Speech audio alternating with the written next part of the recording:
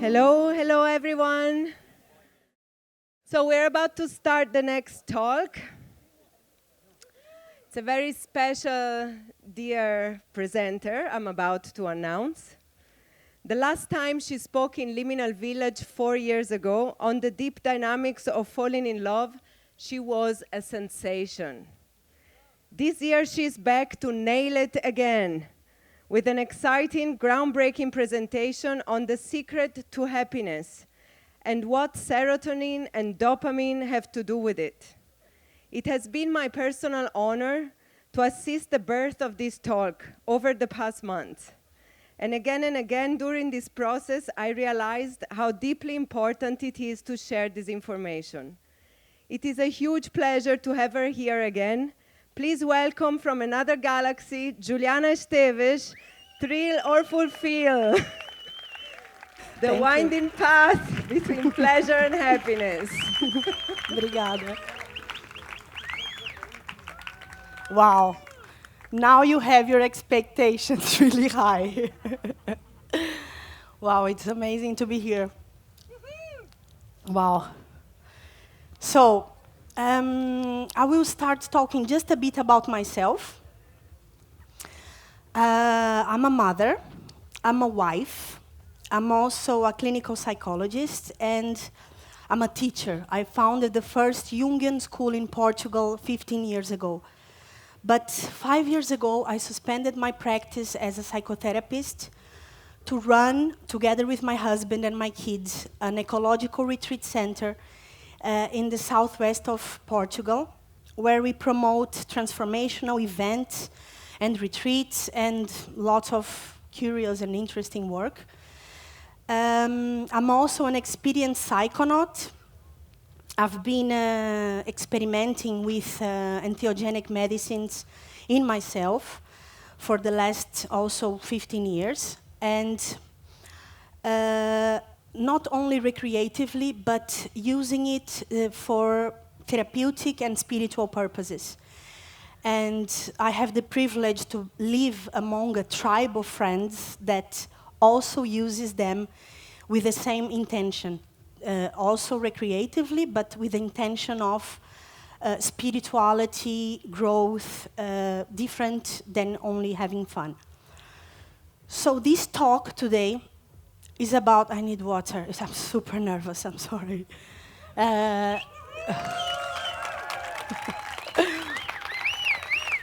It's good to be talking to the tribe, it's a pleasure. We love you so. So, this talk is about pleasure and happiness, okay? And how, when we confuse them, this can lead to addiction. And disguised addiction and normalized addiction in our society then prevent us from real happiness. We forgot how to be happy in our society. So I also want to show a bit about how psychedelics can point ways out of it. And this subject is important to me because it represents my own processes to overcome my own addictions and what I discover for myself as solutions. So I'm also a dedicated boomer. I've been here since 2006. And I love boom. I need boom to feel inspired to overcome my hopelessness about mainstream culture. So boom re-energizes me and give me again tools to go back and live in these emergency times we are living, so we can thrive in life.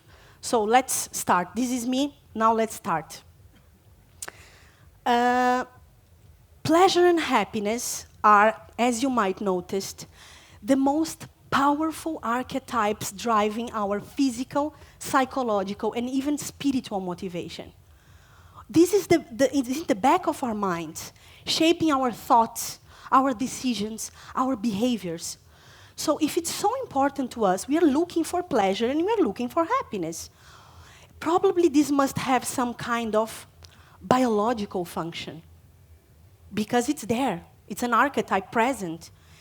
And it does have a purpose.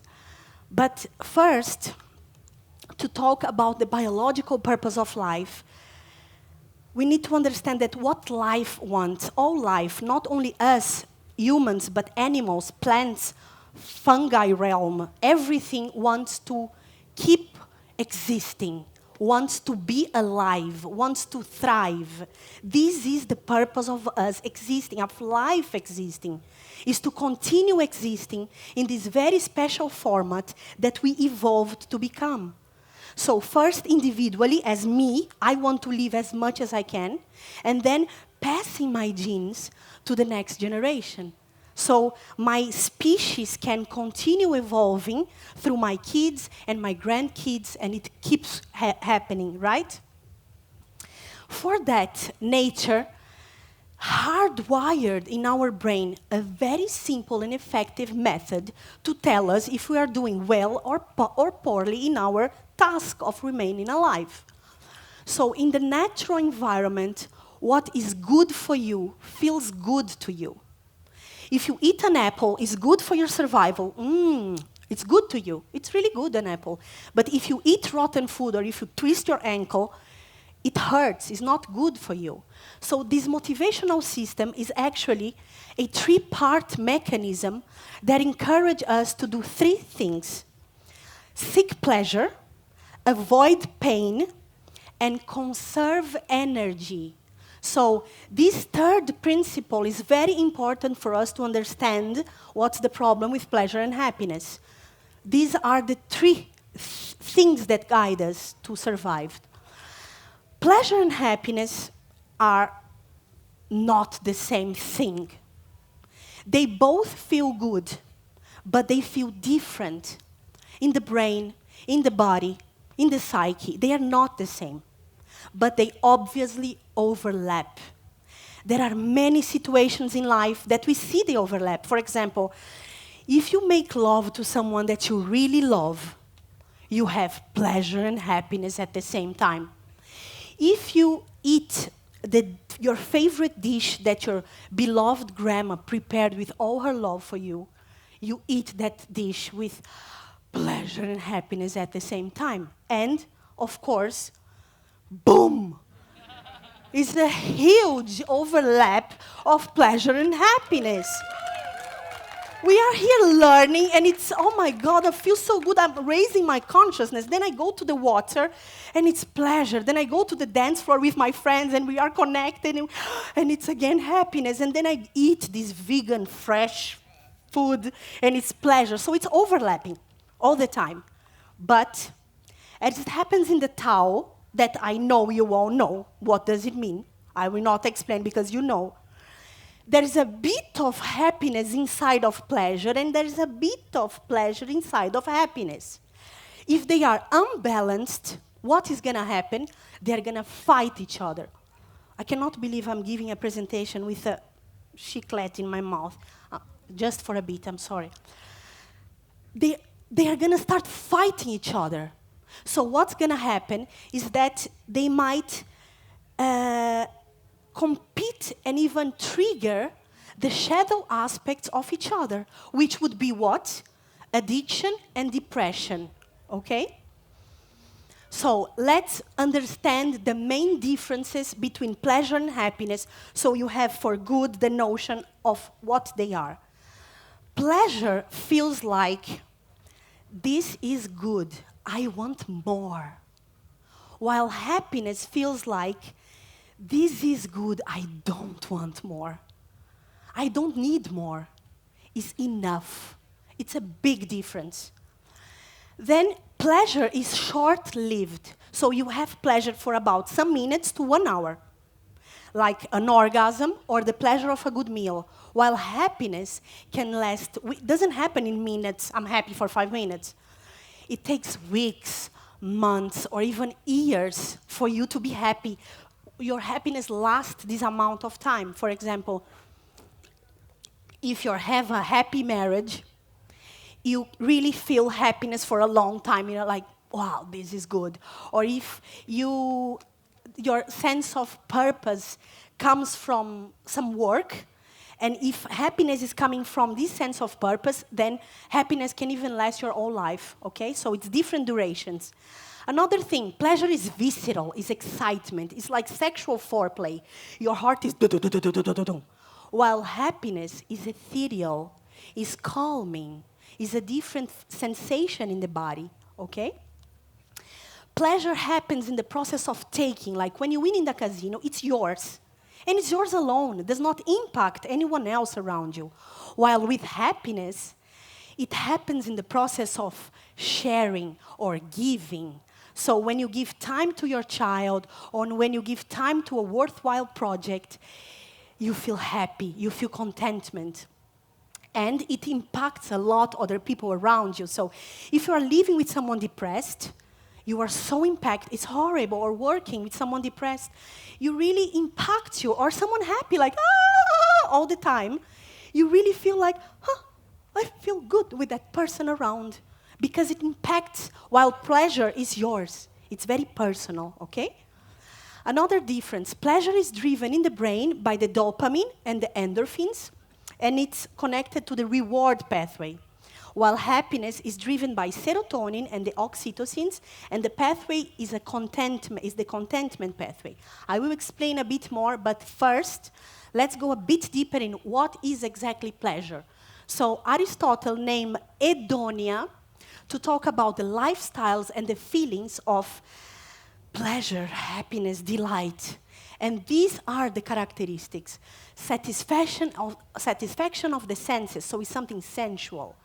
Reward, absence of discomfort, indulgence, excitement, euphoria. So pleasure is fun. Pleasure is having fun.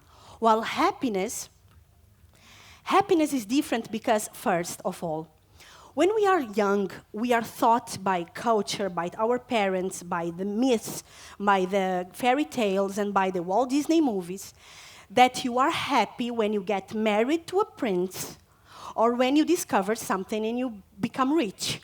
This is what they tell, the myths, the stories, like, or you are recognized as a big hero. It's a final process, and this is fake. And when we grow up, when we are a psychological adult, we realize, wait a minute, this is not, I'm married and he's not a prince. What is going on? Why I am not happy for the last 2 years? I'm just in the middle of this. Because it's a lie. But happiness exists. And because we don't see this happiness, and our society is not made for happiness, is made for production, what happens is that we use pleasure as a consolation prize. Okay, so I cannot be happy, I will have some pleasure. And this is how society is giving the information and changing the information and confusing the information between both. But what is eudaimonia, what Aristotle named eudaimonia, is a lifestyle cultivated about the feelings of happiness or profound joy. So, these are the characteristics. First, self-acceptance. If you don't self-accept, how can you be happy? And then you need to be authentic. You need to be yourself. Because if you cannot do these two things, it's going to be difficult to be happy. Then it's personal growth. If I am the way I am and I'm not going to change, this crystallization doesn't bring happiness because it brings unhappiness around you and you're going to be affected by it, by your own stubbornness. So you need to feel that you are being challenged and growing in your life. The other thing is purpose and meaning in your life. Doesn't matter the meaning of religion. Oh, we are all going to be happy in the end. This doesn't work. This is not happiness. It's personal purpose and personal meaning. And this is connected to competence. We need to feel we have skills and we have merit in life. So this brings us happiness again. Another thing is to be healthy. And to be healthy means definitely to be connected to nature. It's very difficult to be 100% urban and not to be a bit sick. You need to go back to nature. Yeah, I am an animal. And be again in resonance with what you really are. Another thing is positive relationships. High-level fun. It's completely different than the other fun. The other fun, you can be really having fun, like watching Netflix. Like, it's a kind of fun, but high-level fun, you are challenged. You need to get out of your comfort zone and do something that you're not used to do. Boom is high-level fun. Another thing is to serve something bigger than myself. Me. In my office, one of the reasons I got exhausted from psychotherapy is me, my problems. One of the big things was serve something. And the person would immediately start getting out of this me, self-absorbing thing of me. And serve, give, contribute is another important aspect of happiness. So if you have all of them, you have all the ingredients to an amazing happiness. This is what happiness really is. Another thing, let me see where I am. Brain. Now let's go to the brain. So I'm not going to go deep in that. I don't have a lot of time. But pleasure, the reward pathway, is driven by dopamine. So it's a two mechanism. In one hand is the dopamine giving you the motivation, like imagine what's the name of that slot machine? That is the motivation. I want to win. And then you win. And then the EOPs, or peptides that are morphine-like, give you the pleasure and the bliss sensation, like, or the orgasm. So it's two mechanisms in one. It's motivation and it's reward. And dopamine is excitatory, which means it fires and excites the next neuron. This is why we want more, like a bit more and a bit more, because it's firing the neurons one after the other. While in the contentment pathway, serotonin does not fire the next neuron. Serotonin is inhibitory. So when you have satisfaction, you feel enough. It's really big difference in the brain, okay? And serotonin will never downregulate your neuron cells. And what is pixelated image, sorry. What is downregulation? What happens is that when we are exposed, when expose our neuron pleasures to the dopamine or the substance that we love constantly, these neurons can die. And when neurons die, they never are, not true, but until recently, we thought they would never grow again. It's dead. Pity. So to protect themselves, these neurons will downregulate its receptors, diminishing the amount of doors for the key dopamine to enter. So you will feel less pleasure. So what happens, imagine, if it's with chocolate. I eat a bit of chocolate, boom, a lot of pleasure. But with time, I'm exposing myself to that stimulus, or wine, or cigarette, I will stop feeling less pleasure. So what I do, I need to increase the dose to feel the same amount of pleasure. And this is what is called tolerance, because of downregulation, okay? So when our neurons start finally die, because we are exposing them to huge amounts of drugs, alcohol, sugar, whatever, they finally, we go from wanting to needing, and this is addiction. This is what is addiction. And then we have also, together with tolerance, withdrawal, which is a cluster of physical and psychological, very unpleasant feelings when you don't have your substance or your behavior of choice, okay? So now I'm going to tell you, I'm being too fast. I'm going to tell you the story of this bird. This is the gray shrike. The gray shrike is a bird. He's a desert bird. He's flying in his territory, and he's collecting bugs and prey. And he's poking them in thorns so he can attract a willing female to mate with him. This is built in his instincts, in his neurocircuits in the brain. So what happens is that the females, he has a lot of competition. There's a lot of gray shrikes. So the females are going to check, like, these great prey, some feathers also useful for the nest. That guy, that's interesting. And she's going to pick the guy with the best collection, and she's going to mate with that bird. So if we this is how it works. If we change the circumstances and we place this bird in a cage with 2 buttons, one button, he's open the cage and he can fly and collect bugs and praise. And in the other button, a magic button, the cage opens and he have a willing female ready to mate. What do you think he's gonna choose? Which button? Button 1, magic button. Magic button. Because in this process, he's seeking pleasure, he's avoiding the pain of competition and predators, but most important, he's saving energy. He doesn't need to fly around to collect bugs and praise. Now we change the circumstances a bit more and we place this bird in another cage. One button opens the cage, female ready to mate. Another magic button, there is a tube connected to his brain that delivers a bit of cocaine directly in the pleasure centers of the brain, flooding it with dopamine, like pleasure.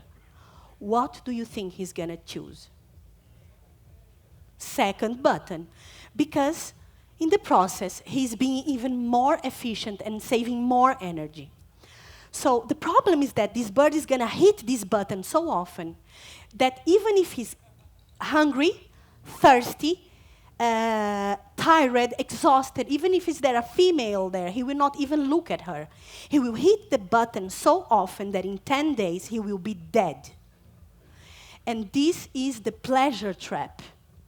So he's thinking and feeling through his instincts that he's being extremely efficient, but in reality, he's self-destroying because we mess with the environment and we created a supernatural stimulus, okay? This is the pleasure trap, is a concept from Leslie Douglas in his book, Pleasure Trap. I really recommend for the one. So this is when we mess with the environment, creating a supernatural stimulus that does not exist in the natural environment, we misguide instincts and we self-destruct.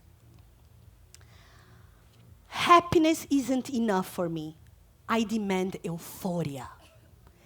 This, for me, is the shadow aspect of our society. We all have, to a certain extent, our brain receptors down-regulated. We are not happy anymore. We don't want just happiness. We want more and more. And this is what's going on to our culture.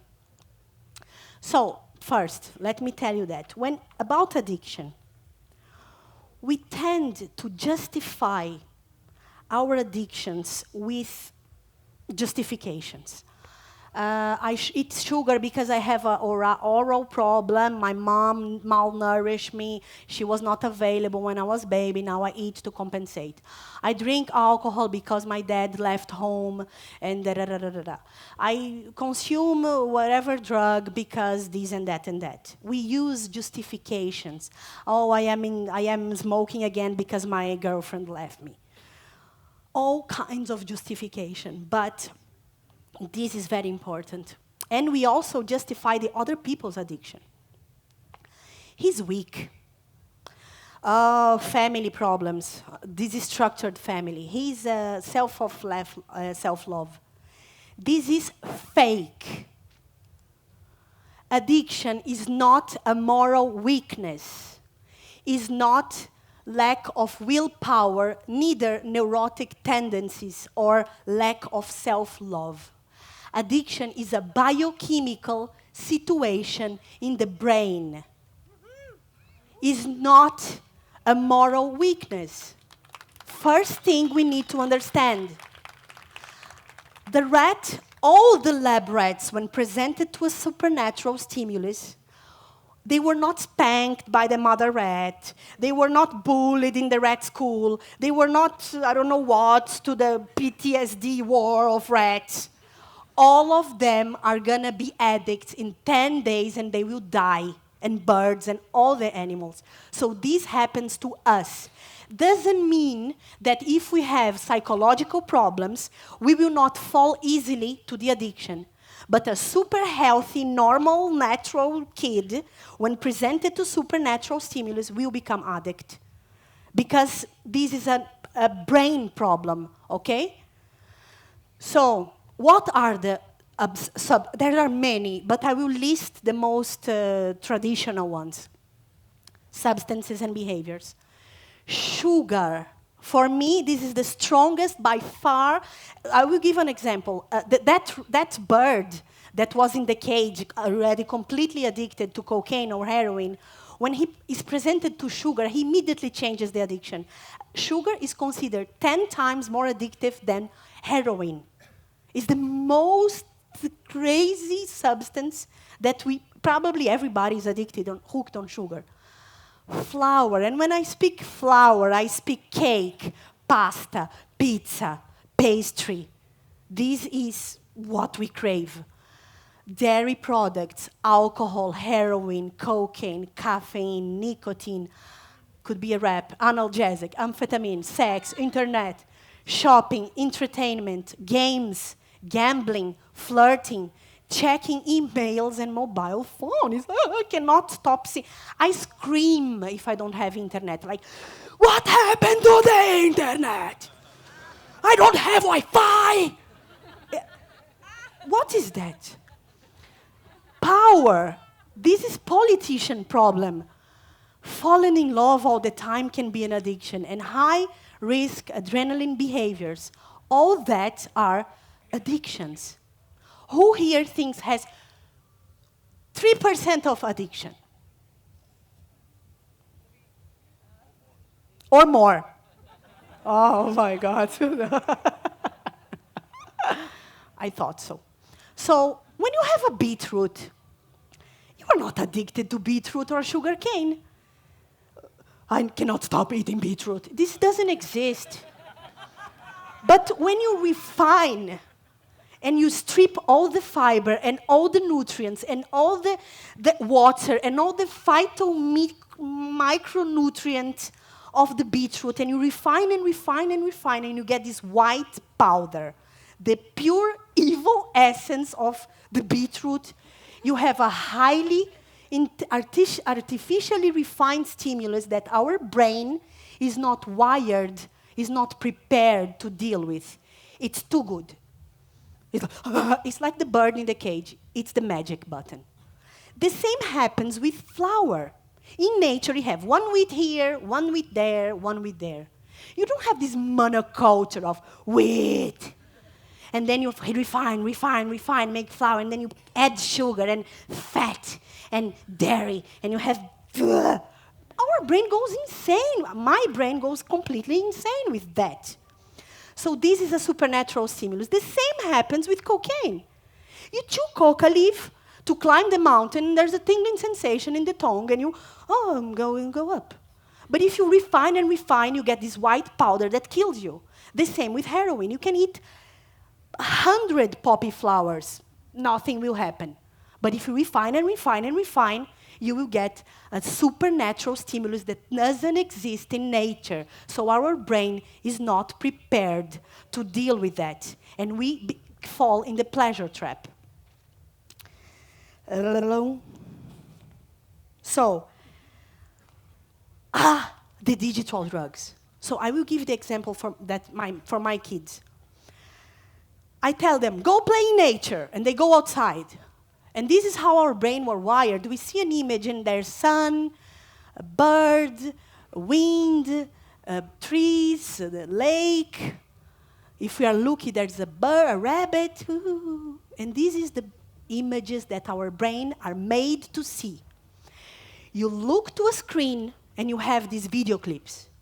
And there's this guy like, whoa, whoa, whoa, whoa, whoa, whoa, whoa. And then there's this big boob and big butt girl, rah, rah, rah, dancing with him. And then he's driving a car very fast. And then next scene, he's throwing money everywhere. Next scene, he explodes. Pooh! Next scene, he's surfing a big wave, and there's a shark going after him. And next scene, and the kid is there like, I say, stop TV, go to nature. Wind, bird, a rabbit. What do you think they are going to prefer? Or games? It's an extremely addictive substance. It's a digital drug. You cannot stop binging on that, like, more. And addictions can be transferred. That's another big problem of addiction. When I stopped eating sugar, I suddenly started shopping online. Like, I need these seeds for the garden. Oh, I need to buy these toys for the kid. Oh, now I need these absurd objects. When I check my history in Amazon, I feel ashamed. Like, why did I buy that? So after some time, I realized I am getting dopamine from another way. I stopped shopping online. Enough. Then suddenly, I got this game in my mobile phone called Candy Crush. And I was like, playing that shit during hours. And only when I arrived to the level 168, I swear I'm not lying. 168, I was giving justification. No, Candy Crush means I am destroying my addiction to candy. I'm crushing it. All kinds of absurd justifications until finally I'm addicted. I am having dopamine. I'm getting dopamine every time I pass a new stage. So that happens when you're smoking, you stop, you start eating, you are stop a drug, start another. So we need to find how to stop, reset the brain, how to stop addiction. And addiction is not new. It's not, oh, we are addicted, this industrialized society is a problem. It happens from, I don't know since when. So all the big empires were built on top of addictions.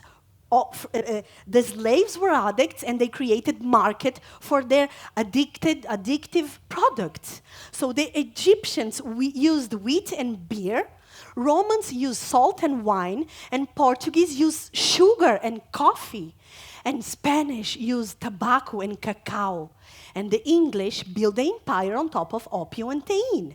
So we are thriving, we are building empires on top of these products. And now, the global empires are also thriving on addiction. And which are the new empires? These are the new empires. And guess who are the slaves? We are the slaves. But now we get a salary. Now we can choose the product we are going to buy. This time I'm going to buy a new iPhone. It becomes obsolete after 1 year, but then I buy another one. What kind of choice is that? So they are exploiting this vulnerability of our brain to sell products. But we're not going to point the finger and do these things that we used to do in the 90s. They are guilty because they are addicts as us, in money, in power, in comfort. So we need to, how do I change? How can I change? No. Now I have some horrible stats. This is reality. 30% of the world is fat, obese. We have ridiculous percentages of people dying from cancer, heart disease, 500 million people diabetic. 20% of the 1 in every 5 of you is depressed. And 11% of adolescents are depressed, taking medication. 20% of the population smoke cigarettes, for God's sake. This is so obsolete. 40% of the population consumes alcohol and 20% heavy. 71% of men and 32% of women watches porn. And what is the problem with porn? It's a supernatural stimulus. You need more scenes, more to get excited normally. Imagine when you have a normal person in your bed. You need to remember those hardcore images to get excited. This is a supernatural stimulus. And 40% of the world takes medication, some form of medication. Not to talk about forests destroyed, 75% of them, animal extinction that is hardcore, war. So what the hell is going on with us? Why? With so much more knowledge, because this is not new for you. You know that shit. So much information, so much technology. We are in a golden era of technology. Why we are not happier and healthier? Why? So to answer this question, there's 3 levels, and the first level I will answer collectively. I found these guys in the internet. They are called the dopamine labs. They are neurologists and psychologists studying our brain. I swear to God, I took a screenshot from that. How to engage, retain, and delight your users. So you just need to pick an action, design a reward, and import boundless. So they are going to be hooked in your app, in your product. They are going to be needing to check that app 20 times a day, and you are making money out of it. So there's people studying how to do that. Pick a behavior to increase. Pick a delight to show users. This is neuromarketing, and this is happening, man. I'm not going to be making them the evil people, but this is what is being transmitted constantly to us, to our subconscious mind, like, and it's becoming normalized. So these are their clients. Open happiness. Each Facebook like triggers dopamine in the brain. It's studied to do that. Offering, this is my substance of use. I cannot even see that. Because to give that to a baby is a crime. The brain will never become normal. This baby, it will be an addict forever. This is a crime to offer this level of pleasure, of dopamine to a child. And they show that as a happy picture. Or I know this is 290s, but Happy Meals with a toy. Oh, for God's sake. So the digital drugs does the same, my Candy Crush horrible addiction. When they give you variable rewards, they don't reward you constantly. You need to wait for it, and then they reward you. And this is how they make you addict to their products. So what are the solutions? I think now I have to read. So, addiction is lack of first. Moderation. For me, I am an addict. I tried balance, did not work for me. For people that are not addicts or are just small-scale addicts, balance works. A balanced life, but they are naturally balanced, so they're not addicts. If you're an addict, you are an extremist. For me, balance can be a myth and doesn't work, so I do not rely on moderation. If you are an alcoholic, you don't drink a bit of wine. You don't touch wine again. I don't touch sugar again, because I know what makes in my brain and in my life after that. It's a big dive in hell for months, many times. So moderation is a myth, and one of the solutions I found for myself, actually is one of the big solutions I found for myself is fasting. So I just got out of an 8-day fasting. I fast every month for 4 days, at least, and sometimes 10, and sometimes 40 days. But this is one of the known things that can reset the neural pathways. Even 1 day makes a big difference if you are an addict. But I will not give focus in that today. Addiction is lack of sacred, and its opposite is connection. So awareness of the problem in these 3 levels is very important. Collective, personal, right? And how it happens in my brain. We need to find ways to detoxify our bodies and our brains. We need to get knowledge about that. How do I detoxify myself? And how do I reset my neural pathways? Because I can be in the addiction transfer forever. Okay? And these are some clues to do that. Real contact. Facebook is not real contact. WhatsApp is not real communication. You need to get back again to what reality is. Real food, if it's processed, is not real, it's going to harm somehow, in some level, your brain. You need fruits and I'm sorry, I feel like my grandma. You need real food, obviously. Real contact with nature, this helps so much. After some days in nature, you start changing because you start resonating again with nature differently. You need spiritual reconnection because addiction is lack of sacredness in life. You need to go back to ancient wisdom, what these folks that are here for much longer than us in their culture and are still protected from this madness of our society, what they are telling us, teaching us, how they live still. The next talk is about that. And the ancient and theogenic medicines, that is my choice, how I choose for myself, because I like it, first of all, but second, because I researched on it. And I realized, well, this can actually reset neuropathways. So it was a solution that I found that could really make a difference, and I really started doing it, and it helped. So we'll talk a bit about addiction. Addiction is a self-absorbed disorder. It's a me thing. Okay? It's the opposite of expansion. It's a constricted sense of consciousness. It's a hyper-focus, a hyper-connection to a single object of addiction, of desire, of reward, leaving everything else outside in a huge disconnection. This is what addiction is. So, what can we do? Some solutions is, first, vocational path. If you answer the question, why am I here for? What's my calling? You start aligning slowly your ego with your purpose in life, and you start finding a way to get satisfaction from what you really are here to do and to be. First thing. Second, self-development work. I believe big time. I'm a psychotherapist. I believe that this is an important way to get out of it, get out of addictions.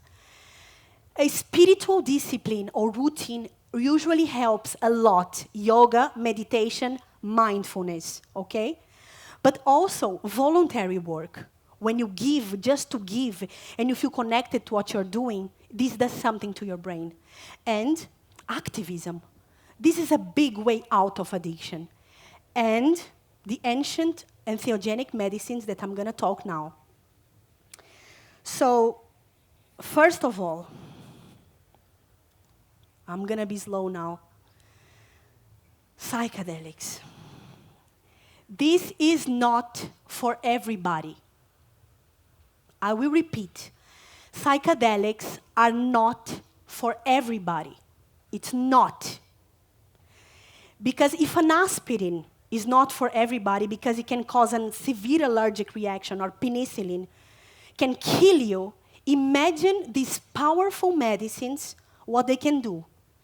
Because content of your personal and collective unconscious will often emerge intensely. You will feel images, feelings, emotions, traumas, shadow aspects of yourself. And many times it will cause fear, confusion, panic, and even psychotic breaks.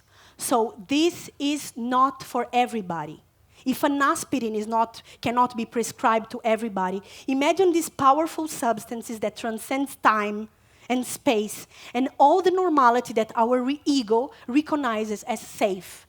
So I am not advising it lightly, and it's my obligation as a psychologist to tell you it's not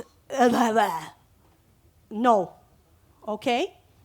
Having said that, I also want to say that there is amazing application for psychedelics in the therapeutic field.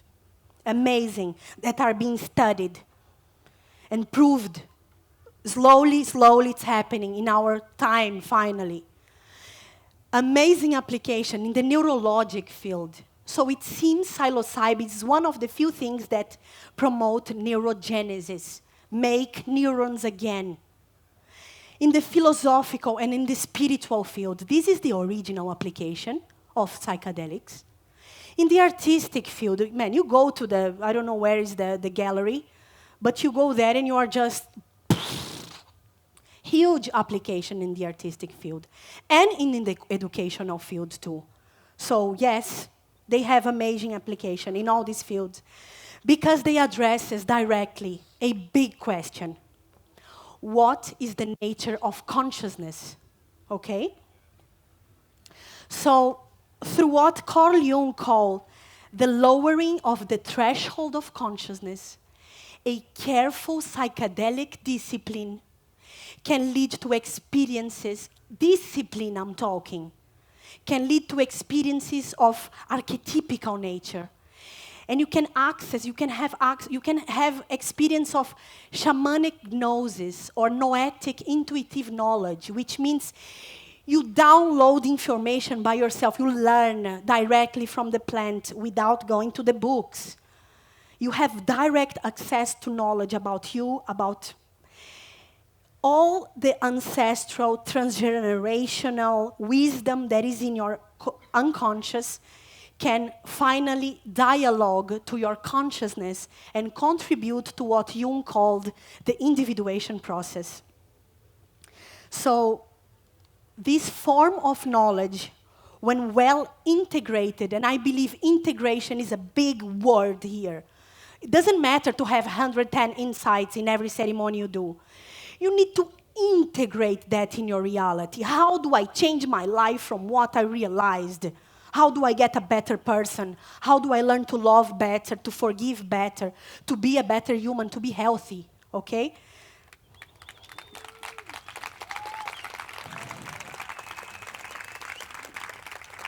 So how this can really promote deep insights about our personal psychodynamic content, okay? And we can really work with our shadow aspects, with our traumas, with our addictions, and we can transform our unilateral tendencies with the help of these medicines when they are worked in the right context. Firstly, it's important to remind that for centuries, these substances were used as medicine and for spiritual purposes, okay? This means that we are wired to have these experiences. So it seems there are certain molecules that facilitate some particular states of consciousness. Man, this is amazing. We have an endocannabinoid system inside of it. It's a door waiting for the substance to open. And you can have some particular states of consciousness after that. This is very interesting, right? So these experiences are felt as highly sacred and highly transformative, and they usually are about the interconnectedness of all people and all things. So unity is a very common experience, not only among us boomers, hippies, and alternative tribes, but also among scientists, experienced meditators, nuns, and regular people, okay? So this shows that there is a deep connection between mystical experiences and nature, reinforcing our relationship with her. When I trip with these medicines, I feel so connected to, in my retreat center, I took the biggest decision, like we will never use normal soap again here. We will not do that to our land. We will not harm, because I felt that land as my mother. I cannot harm my mother. I love her. It was so emotional, so deep, and so overwhelming that I could not do what it told me to do. It was very, very decisive. So it really can help you to, okay, this is what I need to do now. Psychedelics can work as initiatory processes into adulthood, teaching the basis of an universal ethic and moral code. Okay, it's showing us that it's something universal, it's not linked by culture or religion. It's like, this is the correct thing to do. And also does the same thing about aesthetics, because you see beauty in such a new paradigm. It's so overwhelming that your beauty concepts are resetted, okay? So it's that now. Entheogenic medicines can heal trauma, as it happens with MDMA. They can effectively attenuate depression, as it happens with psilocybin, mescaline, and DMT. They can heal addiction, as it happens with ibogaine, ayahuasca, and LSD. They can alleviate anxiety and pain, as it happens with psilocybin and cannabis. And they can mend relationships, as it happens with MDMA and ayahuasca. Because they are all about forgiveness, connection, love. This is what they are about. So they really connect you with yourself, with the other, and with nature, and with deep spirituality. So this is an image about what psilocybin makes in the brain in terms of new connections. Imagine you have this one connection. I'm frustrated, I smoke. This is one path. I'm frustrated and I smoke. And then you have that when you take psilocybin. You have connection, so you have 10,000 more options, and your brain, suddenly, it's a big difference in terms of our brain. But now, it's time for us to go from the visionary to the activist level. The psychedelic renaissance and the worldwide revival of ancient and theogenic ceremonies, I believe they are in synchronicity with the emergency times, the emergency planetary times we are living now. We are about to self-destruct and to pollute this in a way that is going to be very hard for us and for our grandkids to keep existing here. So activism is the opposite of being passively entertained, being obsessive, numb, and distracted. It means to act with all our consciousness to transform what is not okay with us and with our environment.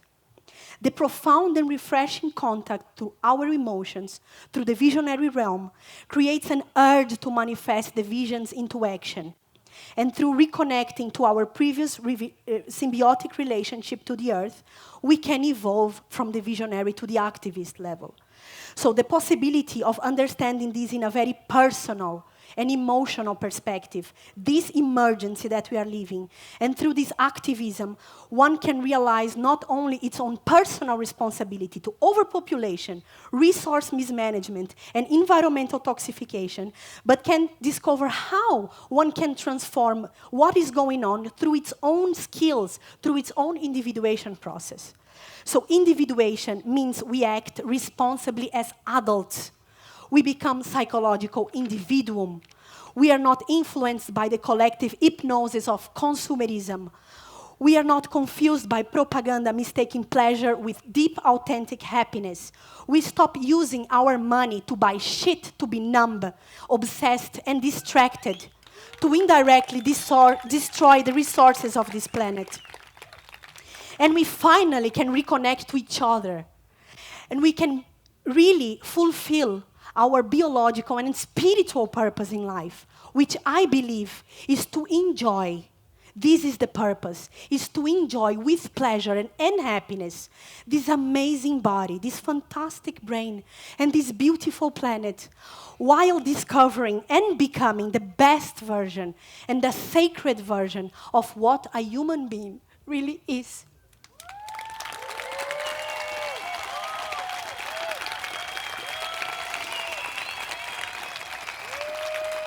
Thank you.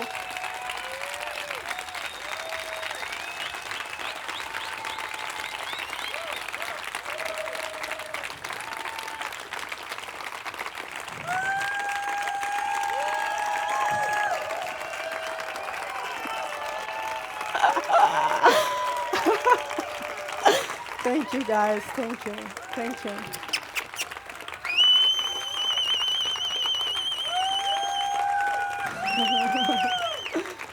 Thank you. Wow, Ju, what a download. Wow. Thank you so much. Thank you. Ju, thank you so much. Thank you. And from what I've been thinking also, is like, do you imagine a world of the word therapy is abolished? Because if we keep doing this work and we connect to ourselves, there is no more trauma or no more things to solve because we don't put in artificials. Or what do you think about therapy, and how do you imagine us transforming the way we party or the way we consume into a more healing way. space. Thank you. Okay. So therapy for me, it's not about fixing. At least I'm doing therapy for the last 20 years myself as a client, not as a therapist, also as a therapist, but I do it because I like to have another point of view. I will never see my back. Never. And for me, therapy is about that. It's not about I'm going to fix you, you have a problem. It's about, oh, I'm seeing something that you're not seeing. So let me show you in a way that you're not going to be defensive. Because my husband tells me those things every day. But I say, it is your projection. I don't, but when my therapists say, like, don't you think that da-da-da-da-da-da, and ah. So I think this is a person that knows how to do with technique, with supervision, with knowledge about transference and counter-transference. This person will help me to see what I cannot see, will support me in moments that sometimes I cannot rely on other people to be supported. So I see therapy more a process to be more myself than to fix a problem, even though it can help in the cases when you have a problem to fix. But I see more as a process and not as a solution. About parting, answered? About parting. Yeah, I would like to see that. I would like to see us using psychedelics as sacred, because this is sacred.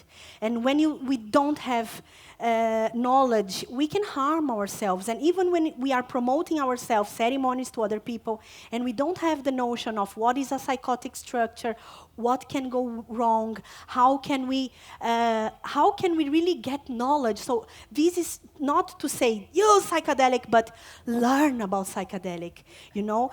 Train yourselves about psychedelic, invest in research about psychedelic, because I believe they are amazing tools, like unimaginable tools, but they can harm, as it happened with any medicine. It's a poison and a medicine at the same time.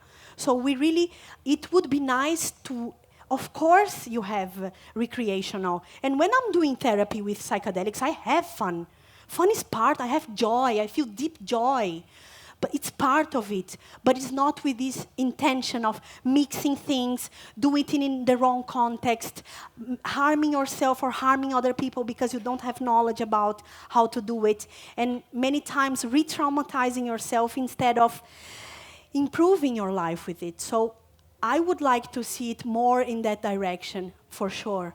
I would love to see that. And then, because also answering that, I believe that because there is like an explosion, there's a renaissance on psychedelics, it can happen a Timothy Leary situation again, that we have so many psychotic breaks that suddenly scientists say, no research anymore, this is dangerous. So we need to be, if we want to protect this science and make this thrive, and finally be something taken serious by mainstream culture, we need to protect it, because we can destroy it, like it happened in the 60s.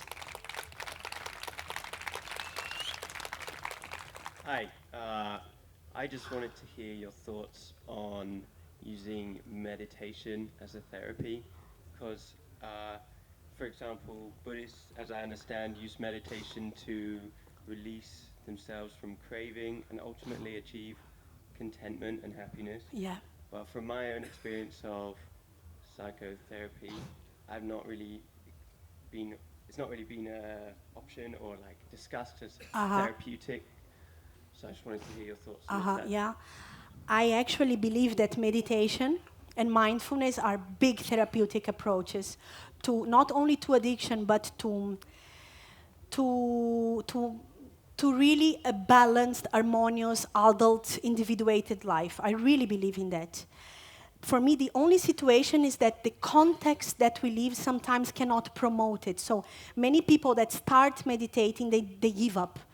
It would be great if all of us could go to a retreat or retire, retirarmos-nos, withdraw ourselves to a context where we can at least start and have the mastery of the techniques and start learning meditation and in a disciplined way keep doing it. But most of the people that I know from urban culture and modern culture are so already with TV and with the life that we live that they give up easily. But I believe it's a huge solution. And for the ones that are in this path, I even think it's better than psychotherapy when you are doing it properly, because you can also have an inflation. I don't want to enter in this field now, but you can also, if you're not supervised by someone more experienced than you, you might not be seeing your back again. You are doing it and you are not seeing other things about you. So you can deny something about you. So it's always important to have peers and people that can really show you, and you really can, and have the techniques to show you in a way that you are not defensive. This isn't much of a question, more a thank you message. Thank you for bringing up a topic that resonates with me, and I guess with a lot of us sitting here. You brought tears to my eyes, because this is some stuff I've been reasoning with myself about and thinking for the last couple of years, and I try to talk to my friends about this, and it's not always easy because often it comes as patronizing and lecturing, and so it's good to see and to hear that more people think like that, bring this up, and have more competence than myself to put this into words and images. Thank you. Thank you. Thank you. Thank you. Hi, so yeah, this should be a quick one. I just wanted to know more about the context of the slide where you showed the different number of connections that are made in the brain under the influence of different substances. Well, okay. Was that during one use or after one use or after repeated use? One use. That image it's one use. Wow. Yeah. So there are cases that is very interesting, that with depression, for example, a person is depressed for, I don't know, years, taking antidepressive, and it's already tolerant to the antidepressive, so it's not really helping. And the person takes psilocybin once and does not report a single episode of depression, not one day after 6 months. And for most of the people, it's after 2 years. But some people after 6 months, like, after 6 months, I felt weird again. Today, I'm not so good. But this is showing us that one dose, this is not people that they are not users, they are not havers, nothing like that. They are a depressed person in a research program. So with one use of psilocybin, for example, you can create so many new connections in the brain and meaning, and you can understand life in a different perspective. For people that have high anxiety because they're about to die, so people that have terminal illnesses, they just need one dose to all that anxiety and fear and sadness and horror about death, just like it's huge, the impact of this substance can have in the brain. And they are not supernatural refined stimulus. They are a mushroom in the ground. I want to say two things. The first thing, I saw your talk last Boom about the deep dynamics behind falling in love. It was a huge changer. Yeah. It really had a big impact and triggered a lot of other thoughts and other directions. The question I have, this psilocybin picture we just saw, and you said it's after one use. Yeah. But is it like, for me to imagine, is it like a pipe which is blocked and then you just flood it through and then it's clean again? Or is it like, how long do these connections remain? So imagine that you have a field of wheat, and you go always from here to there in the same path. After some time, this path is marked in the wheat. So it's the easiest way to go from A to B. When you take psilocybin, 10,000 paths are created in the brain. So the thing is that you have I can go there, but I can also go there. Look, I can also go there. You have the paths done for you, all the ones that the wheat grow, and you just go there again and again and again. And this is what an addiction or a habit or a pattern is. So you can really reset the brain in this sense of, I just remembered about ibogaine. also, that also does this in a very radical way for the chemical addiction of opium. Okay, so what happens is that it resets in such a way your receptors are so in need of that substance to get pleasure and to get reward that with the ibogaine journey, you reset your pathways in such a way that you are physically out of it without the withdrawal and all that suffering situation that usually happens when you are getting out of heroin, for example. So I think I am not an expert in neural pathways and what happens, but this is what I interpret that happens. It's not a tube, but it's new connections created in the brain. Okay? Hi. Hi. Thanks for the talk. It was actually really remarkable. I learned quite a few things from the talk, so thank you. I partially wanted to respond to the gentleman over there who asked about mindfulness as a therapeutic kind of strategy, mainly because it relates to my question, which is why I'd like to mention that. I've had psychosis in the past, some years in the past at this point, but the thing that I did, apart from sorting out diet and exercise and learning and that kind of stuff, was the primary tool was a mindfulness sort of practice, not actually through consistent meditation, through kind of a different thing, but if anyone has any questions, you can ask me afterwards, I guess. But the question actually I have is that because you were talking about wanting to sort of shift the way psychedelic use is seen perhaps in the culture at large, because of the negative effects that it can have if used improperly, I wonder, because from my own experience of developing psychosis, as it's happening, it's incredibly disorientating in a way that is very, very difficult to understand. And I wonder if you had any ideas, or I don't know if you specialize with psychosis, of course, but any ideas of initial warning signs for individuals that may be developing this as time progresses? Thanks for this question. Yeah. So some important signs. This is very important. Some important stuff. First, if you have history in the family, like a grandparent or an uncle or schizophrenic, this is a red cross. I don't know how I would say that. Whoops, careful. Another thing there is the possibility, the genetic possibility that you can have that. Another thing is if you have instability, if you are unstable, for example, you feel depressed very frequently, or your emotions are a bit out of control, and sometimes you think you're going to die, or you have a bit of panic. It doesn't need to take medication for panic, but you feel that you're unstable. This is something to be warned, like, oops, maybe this is not for me. Another thing is if you are taking some kind of psychiatric medication, no.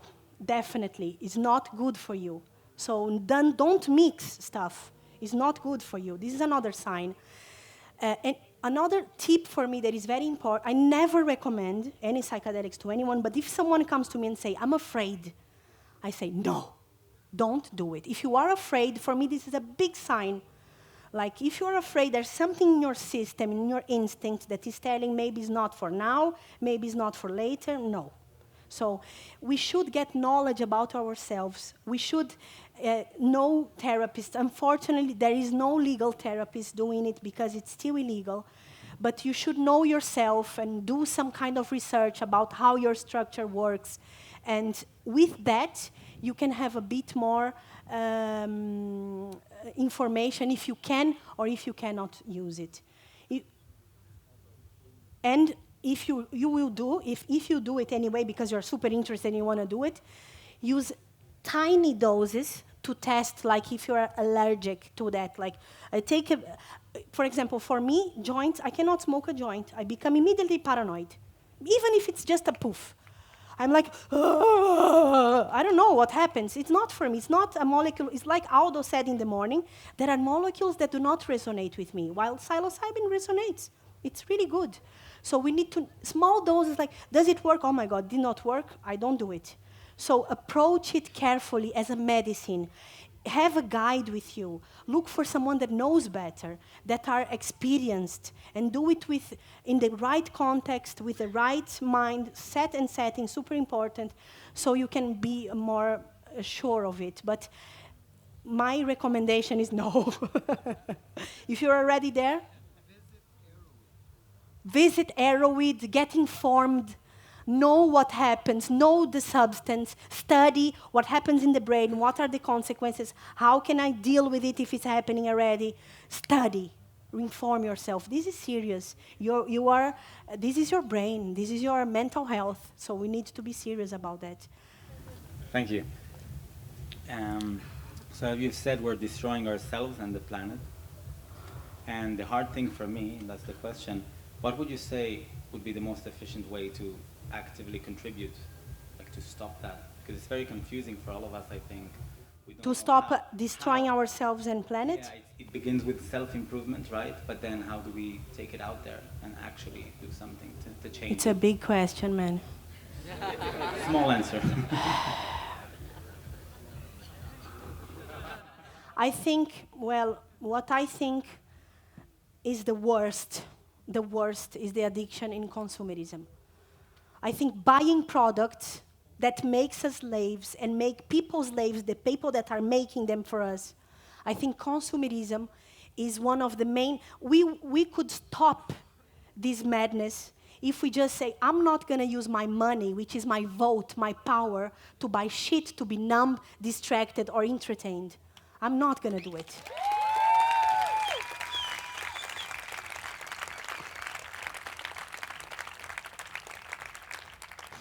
So thank you very much, Jul. Thank you for sharing your knowledge, your wisdom, your humor, your joy, your happiness to be here. It was really a pleasure. Thank you, Chiara.